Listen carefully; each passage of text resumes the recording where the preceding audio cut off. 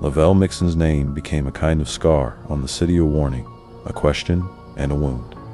Politicians stopped saying it. Police recruits studied it.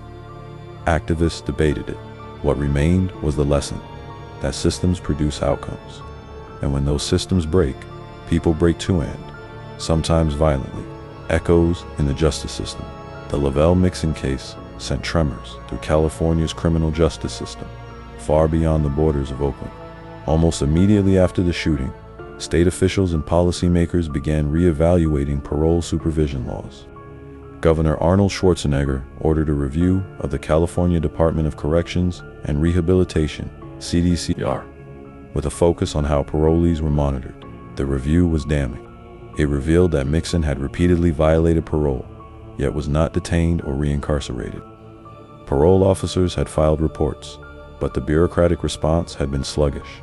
The very system meant to track and manage violent offenders had failed not just once, but repeatedly. In response, the state launched reforms aimed at increasing funding for parole supervision, particularly for higher-risk offenders, improving communication between local police departments and parole agents, creating real-time offender monitoring tools, such as electronic alerts and databases accessible to field officers. Despite these reforms, many criminal justice advocates argued that the changes were reactionary and short-sighted.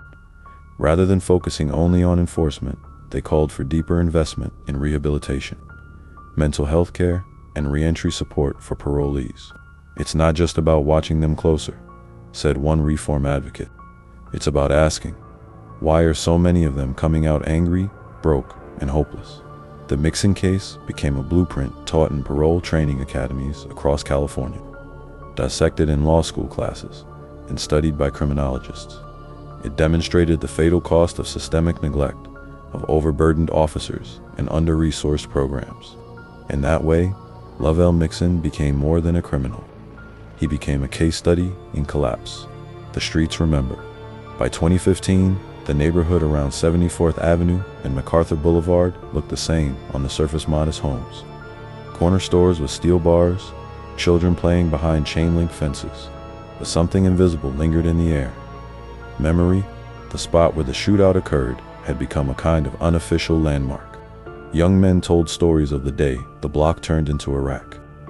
Others said they still remembered the sound of helicopters and gunfire, the image of officers rushing in and out of buildings. The Mixon shootout had become urban legend, part myth, part truth, fully traumatic.